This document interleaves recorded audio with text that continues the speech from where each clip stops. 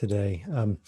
So I had mentioned on Sunday that last week I had the opportunity to join in a meditation program called Search Inside Yourself. That is it's a paid program that I'd signed up for. But it was helpful for me to sort of see how these days people are presenting meditation in business contexts. It's a program that came out of Google originally, and then they spun off as a separate nonprofit organization. But I thought it was a very well done program, so I'm going to be using some of their same ideas as inspiration for some of the talks in the coming weeks. I don't think I'll be violating any copyright restrictions. Recreating things appropriately. But what I wanted to talk about today was just a little bit of level setting in terms of how we take in information, process it, and make decisions. It's something I've been thinking about a bit, and something that's relevant to the way in which we can begin to examine that process by which we make decisions, examine the process by which we act, and then see how it both traps us and can free us, and the habitual patterns that we have in terms of understanding, feeling, acting, and so forth. So I'll touch on the topic of mindfulness, which obviously we've come back to repeatedly, but there's some nuance that they introduced in that Search Inside Your Life program that I enjoyed and wanted to bring out, and that's and in particular that's that we approach mindfulness. Mindfulness means, according to their definition, being aware of in the present moment of our body, mind, and environment with an attitude of curiosity and kindness. And it's that latter bit that struck me, because it's not always explicitly mentioned, this attitude of curiosity and kindness, but it makes a huge, it totally changes the character of that experience. So paying attention in the present moment to our body, mind, or environment with an attitude of curiosity and kindness. So what we'll do is we'll take a little bit of time up front here to settle our minds with some meditation, and I'll go in and give some more explanation on these topics. We can have a final meditation at the end, and then one other adjustment is I appreciated in that program they had really allowed a lot of time for interaction, in one-on-one interaction, and so I wanted to, after the 45 minutes, I'll stop the recording, and then if you're interested in sticking around for another 15 minutes or so, we can share experiences as part of that, just to get more of that engagement, interaction, and a new way of learning and a new way of connecting with one another. So, okay, so what we can do is to begin with a bit of meditation just to settle our mind. And again, we'll take that definition of mindfulness as the starting off point, or as the brief instructions. So paying attention in the present moment to our body, mind, and environment with an attitude of curiosity and kindness. So I'll guide us through this. So what we do generally with meditation, typically we'll do this sitting down, but really you can be lying down as long as you don't fall asleep, or in any kind of comfortable position. So we begin just by settling our body, beginning to become aware of our body.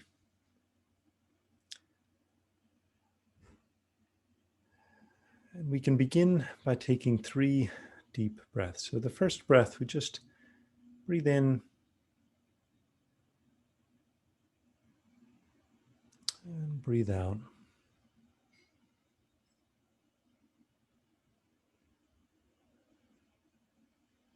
And with the second breath, as we breathe in and out, we just try to relax fully.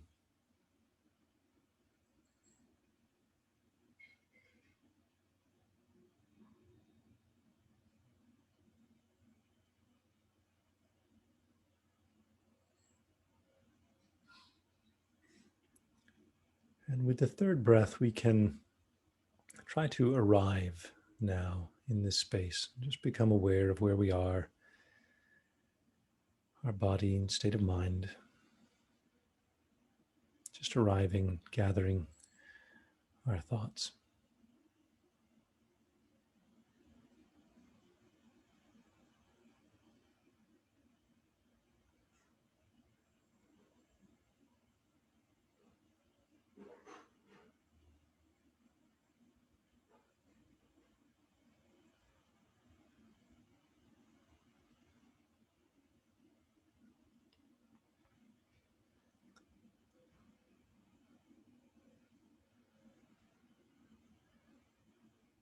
And so, while our mind may be filled with thoughts and mental activity, all of that is happening in the present moment.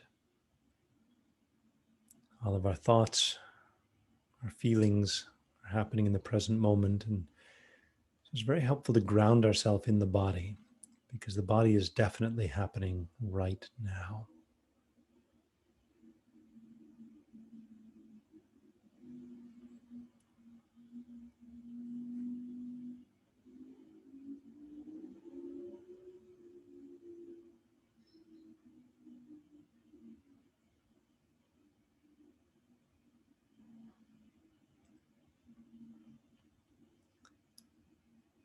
And as we bring our mind to our body right now, we do so with an attitude of curiosity and kindness. It makes such a difference. So, curiosity, we're genuinely wondering, how is our body feeling right now?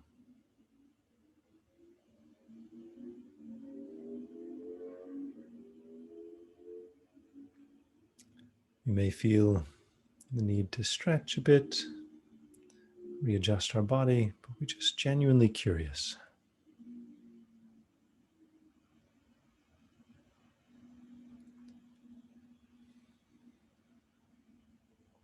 How does it feel when we breathe?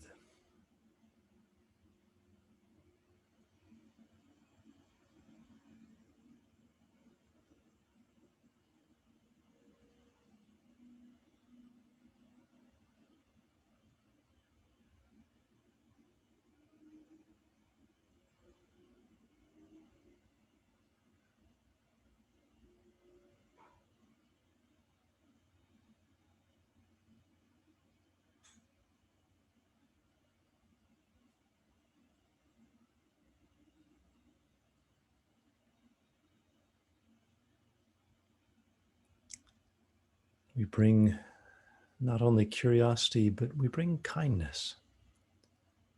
We can ask ourselves, how are we feeling now? How's our body? Are we comfortable?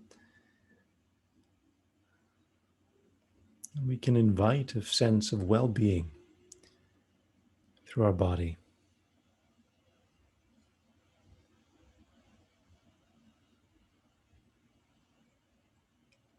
Just as we would want a friend, someone we felt warm to feel comfortable, to have a sense of well-being. So we invite that same attitude towards our own body and mind, towards ourselves.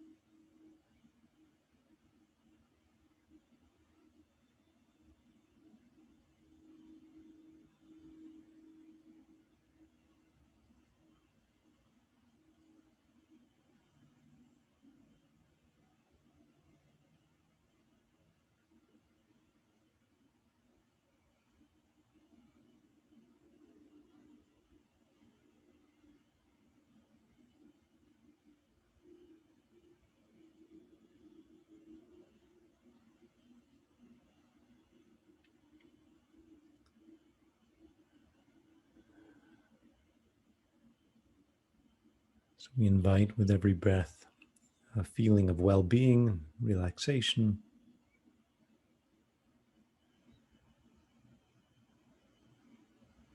Asking ourselves, how can I feel more at ease?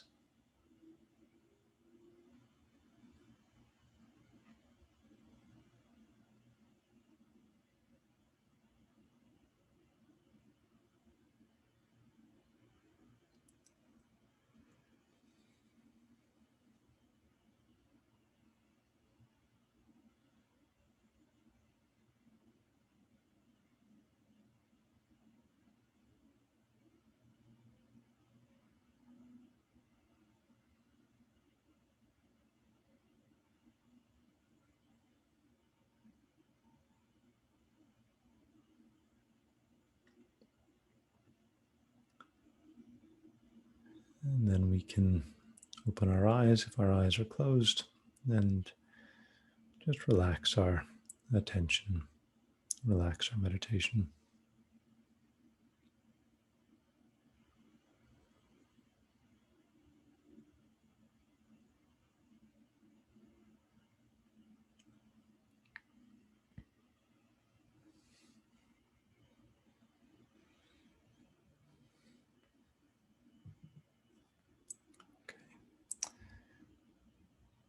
So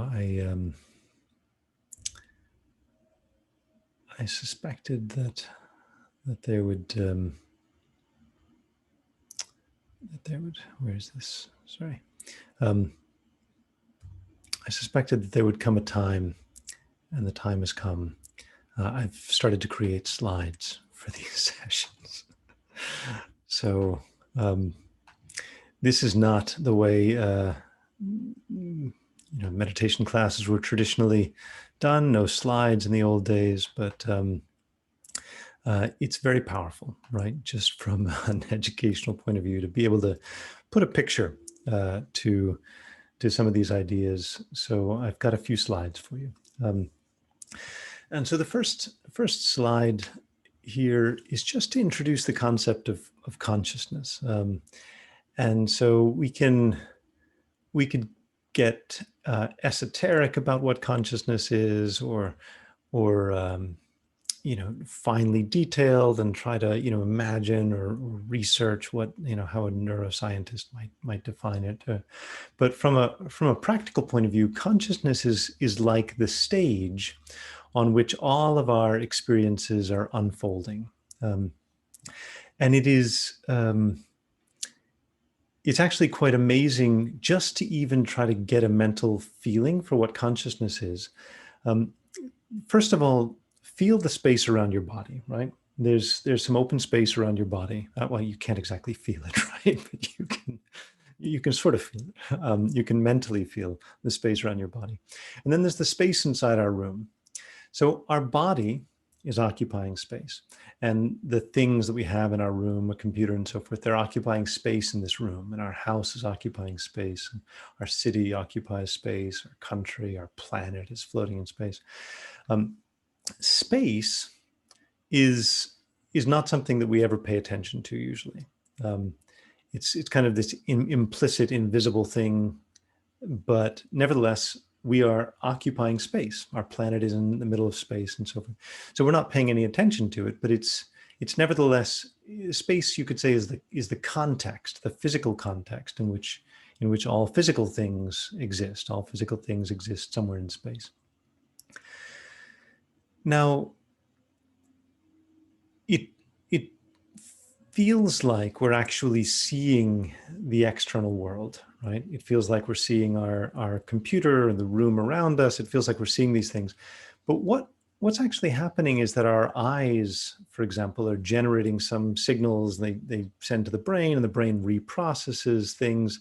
And it gives us a mental sense of that space. So it feels like we are occupying space, and somehow our brain reconstructs our sense of touch, right? Our tactile awareness, our taste, sound, sense of sound. Our brain's kind of reconstructing all of that, but our brain reconstructs it from really in very, very complex ways. We're not directly experiencing the world. What we're doing is we're trying to reconstruct a mental model of the world. Now, because we're humans, if you're not blind, then you're probably very visually oriented. Humans tend to be very, very visually oriented.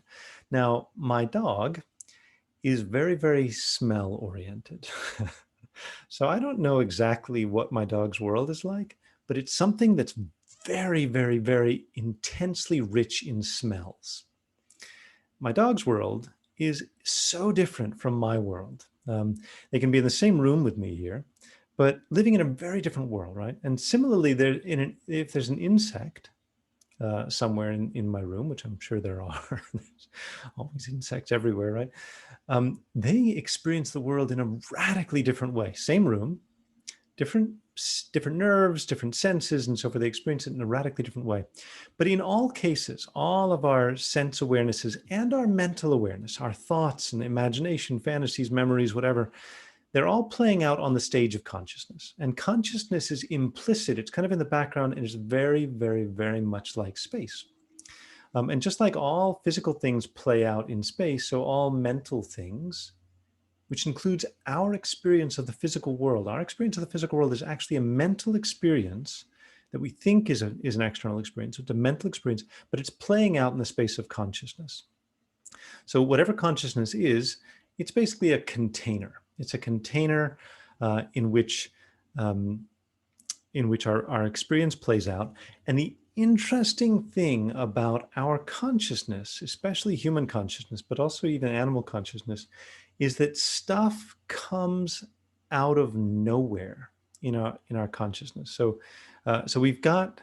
I'm acting sophisticated by showing pictures of the brain here, but I just think it's interesting that all of these senses, right? They come in through various nerves that enter from our sense organs. So our brain gets sensory input from outside, but also some amount of the rest of the brain is busy just generating random ideas, random feelings, and ideas can just come out of nowhere. So if you remember your childhood home or the place where you grew up, right? What you're doing at that time is you're developing a wish to remember, and then probably pretty quickly some mental picture arises. And that mental picture arises in the space of your mind. And so your mind is able to take in sensory information, but it's also able to take in mental information. But it's very interesting if you look, there's kind of a thought experiment. If you imagine the beginning of a sound, right? Like the sound boo or something like that. If you imagine where that sound is first starting to arise, imagine it's like you could freeze it in a moment in time. There's a moment before the sound arises, and then there's a moment when the sound has arisen. What's happening there, right? Some idea is coming into existence where previously it wasn't there. And traditionally, this is likened to the way clouds can form in a clear sky. So in a clear sky, normally it's just space, right? But sometimes clouds can begin to appear. And those clouds, we know, modern people know it's water vapor, right? But more or less, it looks like they're coming out of nowhere. It just looks like out of nowhere, there's a cloud that's appearing. And similarly, our mind, these thoughts arise out of the space of consciousness. So consciousness is like space, but it's a different kind of space. It's a powerful space that has the power to perceive, to generate perceptions and so forth. And so when we are, well, I guess stepping back for just a second, when we're practicing mindfulness, in the last class, I returned again to this phrase that humans are storytelling primates, and I've been enjoying thinking about and repeating this phrase because it really highlights these two extraordinarily different parts of our being. Storytelling primates. So the stories we can tell stories about going to Mars. We can tell stories about, history and politics and science and fantasy and imagination. Our stories are amazing, and the stories are like godlike capabilities. Right? People can come up with any story or imagine or remember things. Incredible power, our storytelling power. But at the same time, we are primates in the sense that we have this very, very, very biological part to us. Right? We have limited understanding, limited lifespan, limited energy. We have our emotions and feelings, and so we're very much animals. We have this animal nature. Now, often we use the term animal in a very pejorative sense, right? Like you're an animal. It's not a compliment normally, but that's not very nice to animals, right? We like animals. We don't feel disrespectful towards animals. Why would you be disrespectful towards animals? Animals are just as evolved as humans. They've just evolved to do different things, right? Um, so we don't need to have a negative view. We think animals are wonderful, complex, sophisticated creatures with rich emotional lives as well. And we're one of them. Number one best reason to respect animals, you're one. So we need to respect that part of ourselves. Now, that part of ourselves, our stories can be timeless. You can tell stories about, 16th century America. You can tell stories about 25th century living in space. Our stories are timeless. You can read ancient texts and they feel just like vivid, and the ideas are as alive today as they ever were. Stories are not bound by time, but our primate self definitely is. And so if we think about the present moment, this primate version of ourself always exists in the present moment. It always exists right here and right now. Our thoughts about the future exist right here and right now. Our memories of the past exist right here and right now. It's just that we can get so caught up in them that we forget about the right here and now. And that's what uh, one of the that's what mindfulness means when we apply it to mindfulness of our body, mindfulness of our mind, and so forth. So what we're doing when we practice mindfulness like this, we're becoming a bit more aware of our senses, especially um, the environment around us and so forth. But within all of our senses, the most useful one to become aware of is our tactile sense, this our sense of touch, and especially this sense of touch that's distributed throughout our body. Because what's interesting is that our body is like consciousness, that it has the possibility or the potential to perceive things. If you touch your hand, then what you're doing is you're activating an actual perception in your hand. I can feel this sensation. But if I'm not touching my hand, what is there? Is there some tactile awareness in the palm of my hand if I'm not touching it? Can I bring my mind to the palm of my hand? And can I have some sense of the existence of my body? Can I have some sense of this potential that's in my body, the potential to sense things? So in fact, we can bring our attention to different parts of our body, and this is what's called body scanning meditation. So when you bring your attention to your scalp, right, and the feeling of your hair, it's interesting. You can turn that on. You can turn that awareness on. You can begin to get a little bit of sense for what's going on. We're all scratching our scalp, right? Because our mind has been brought to awareness of that, but we can get some sense for all the different parts of our body. And what we're doing is we're opening our mind up to new information that we are otherwise ignoring. Now, our body carries a lot of information, especially about our emotional state. And the characteristic of our emotions is that our emotions are they're visceral, especially the emotion of fear. I remember watching whenever I watch videos of my brother rock climbing, for example, my palms begin to sweat a little bit. He's much more cool about it than I am, but like I have a visceral feeling for that. If you think about confronting your boss about how much you disagree with one of their proposals, if you're like me, you'll have some visceral feeling, like a little bit of tension, a little bit of apprehension. We actually hold fear in our body. We can hold other emotions, joy, happiness, relaxation, peace. We hold all of these things in our body. So becoming more aware of our body is also, it's a way of becoming more aware of our emotions as well. And the way our mind works, we actually sort of there's an interplay between, we actually use our spatial awareness to think about complex subjects. And so that's, if you're asked to think about, if like me, sometimes, at work, you have to think about something that's a little bit complicated, I make pictures, right? I make pictures because it's easier for me to think about things like this. And we actually use our spatial awareness in our minds to understand complex things.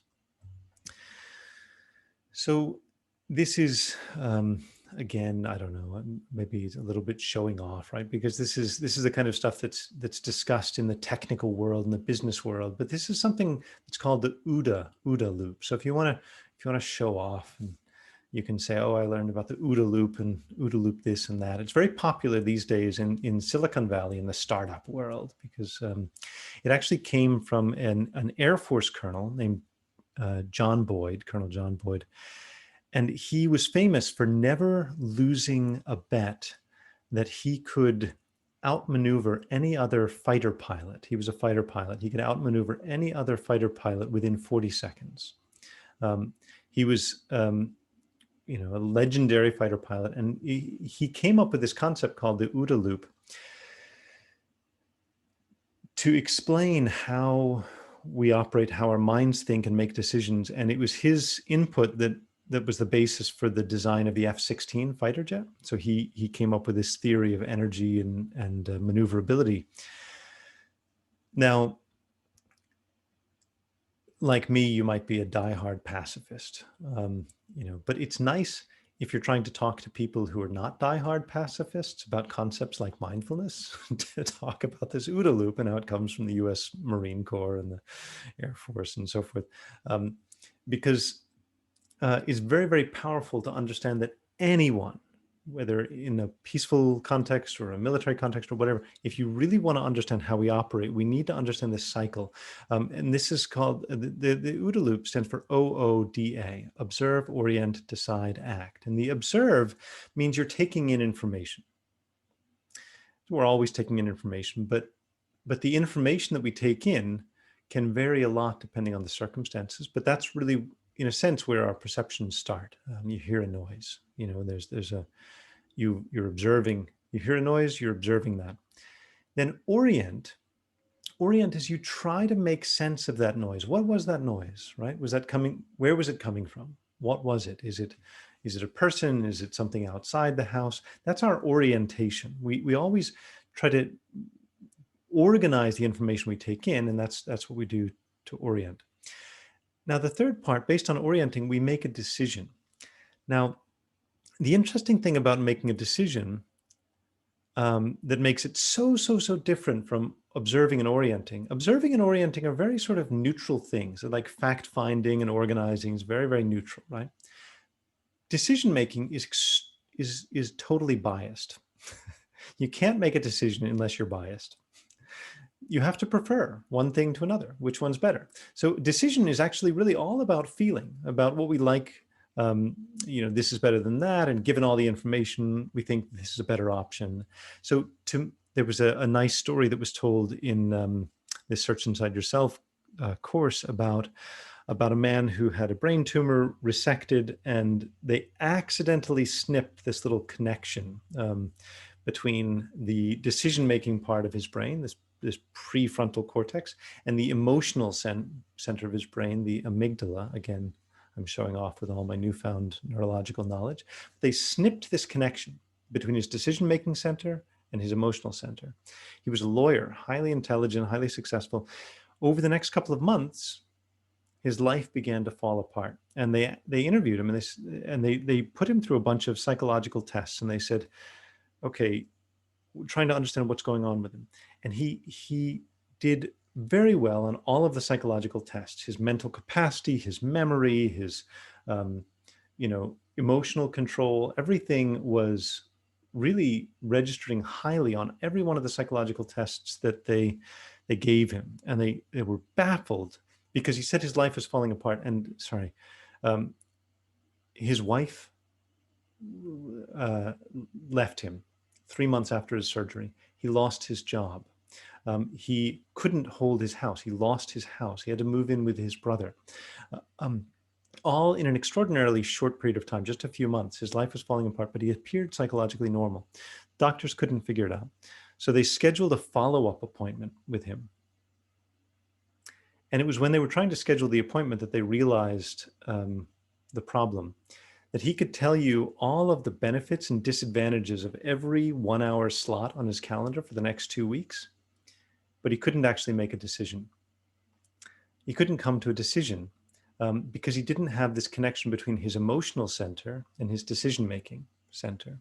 And so our decisions are always based on feelings. And so it's interesting, everything we learn, it always triggers a feeling. Every new understanding we gain. And so you can say understanding naturally always goes into feeling. And feeling is critically important because feeling is the basis of decisions, which are the basis of actions. So we make a decision and then we act on the basis of that decision. Now, when we act, what happens is our world changes. Every time you do something, your world changes.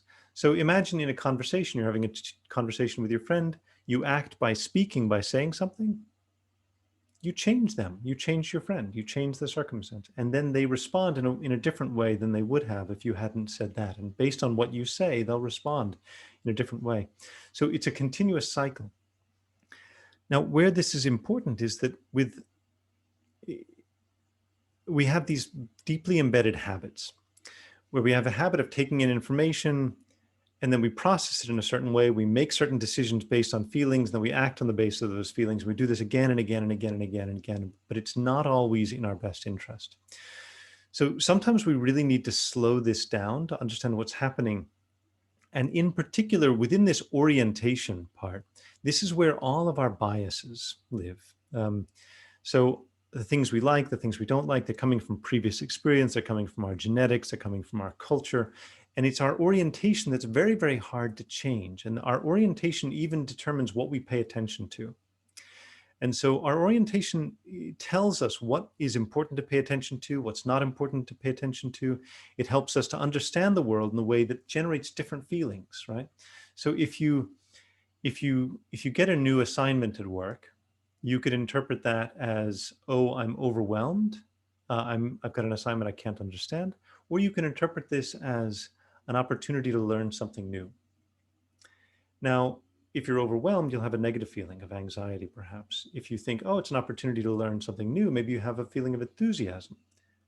But you have totally different feelings to the same event. You're observing the same event, a new assignment, totally different feelings depending on how you orient yourself. So with mindfulness practice, what we're doing is we're retraining our orientation, or even we could say reorienting ourselves to the world. Now, what happens is as you reorient yourself, you begin to make different decisions, act in different ways, and you build habits, you build patterns and habits in your mind. And these patterns and habits, then they become more and more and more automatic. You begin to break down previous habits and you begin to build up new habits, especially on the basis of our actions. And so it's what we do most of all that that is the basis for building habits, and it's also the basis for building our identity. Okay, so I'm gonna stop the slide sharing right now, and I wanted to give some opportunity for us to do. I've gone a little bit long with the teaching, but I wanted to give some opportunity for us to do some more meditation. And in the meditation, what we'll do is we'll just think about this pattern. You know, experience something, orient ourselves to it, make a decision, act, experience something different, and begin to just notice how our understanding. So there's a stimulus or something that we're observing or information we're taking in, and then there's the way we understand it, and then there's the way we feel about it, and then there's what we do about it.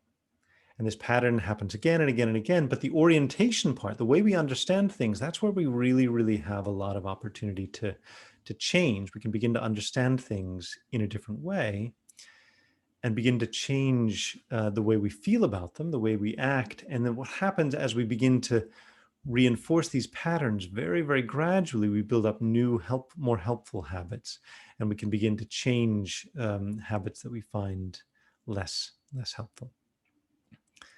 Okay, and we can do all of this in the context of, again, just being mindful of our body. So we can come back to our sense of our body, again, sitting upright.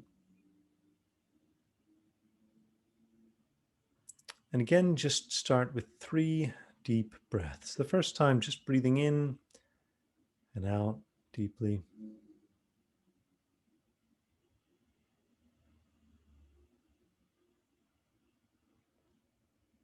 And the second time, really relaxing with that breath.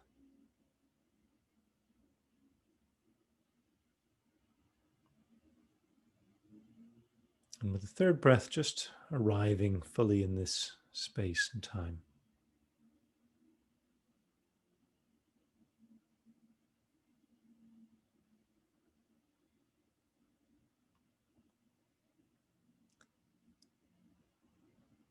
We can become aware of our room, the sounds around us, or whatever we're experiencing around us. And we think about how everything that we're sensing in our environment, all of that is existing within space. It's all in space. Space is invisible and implicit. It's the container or the stage in which we experience the world.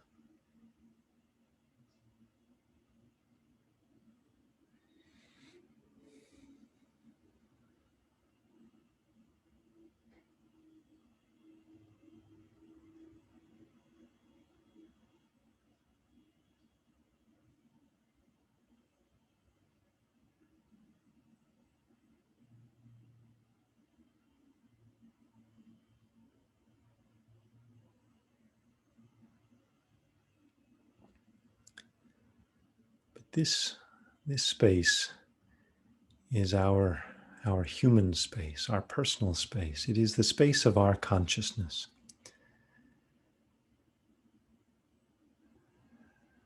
We're storytelling primates.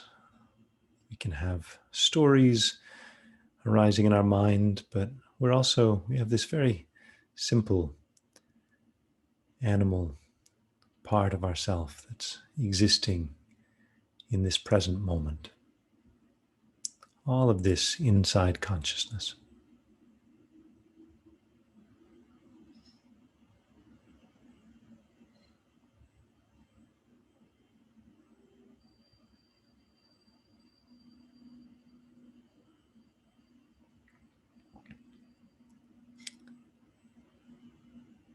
We can begin to feel our tactile awareness, the feeling of our feet on the ground, the feeling of our seat, the temperature, any other senses.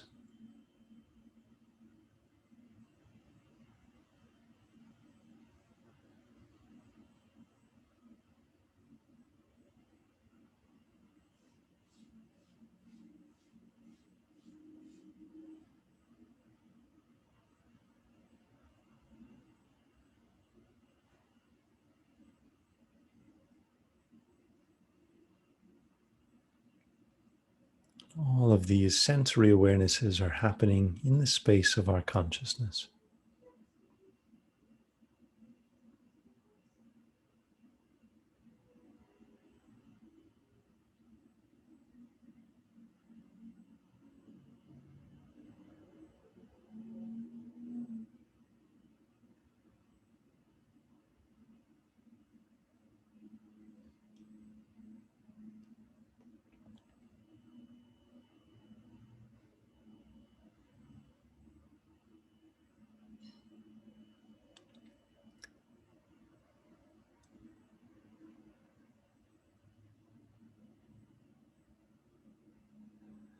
And we can understand from our sensory awareness, we can orient ourselves to the world.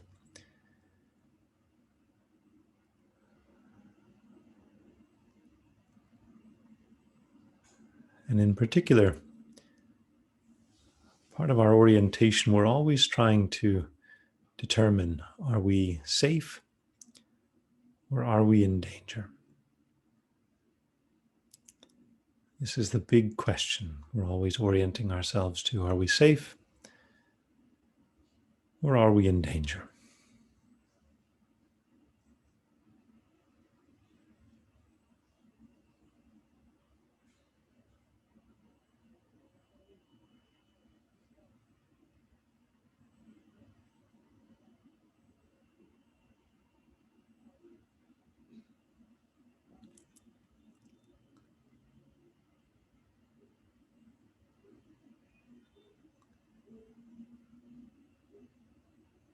And if we're safe, we can relax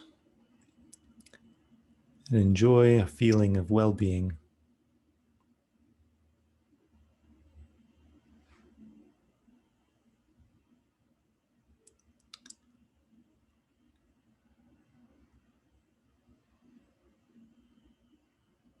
But perhaps noticing maybe there's some residual fear, maybe some residual tension or stress in our body.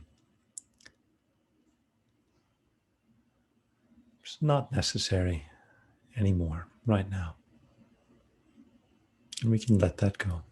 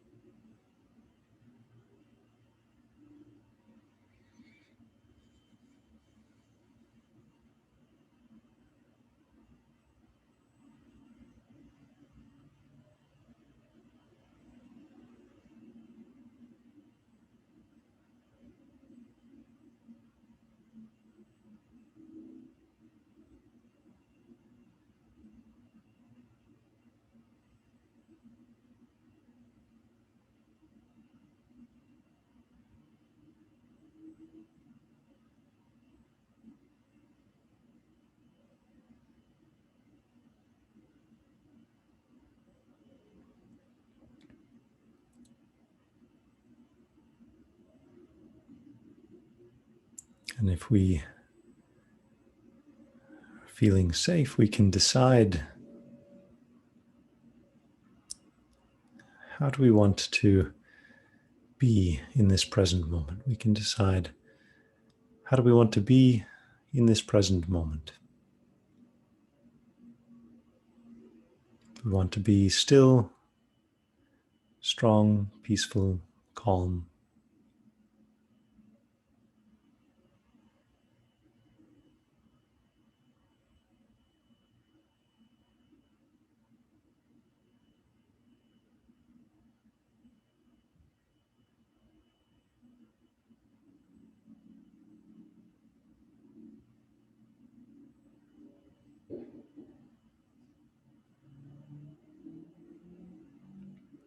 And then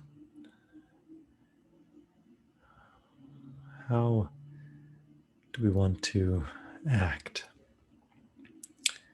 We can make a decision now to try to carry this sense of peace and calm with us into our daily life.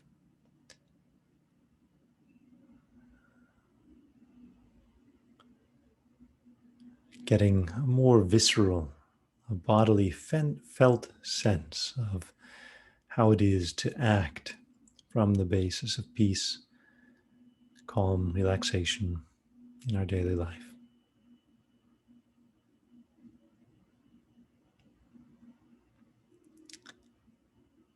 Then we can think we've already acted now to build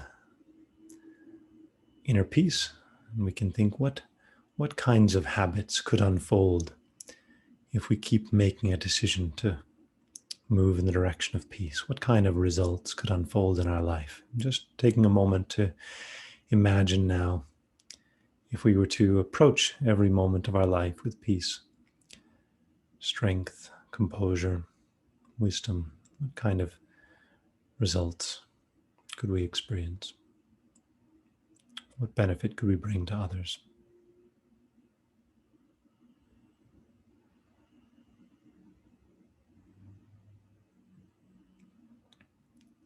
We can open our eyes and arise from our meditation.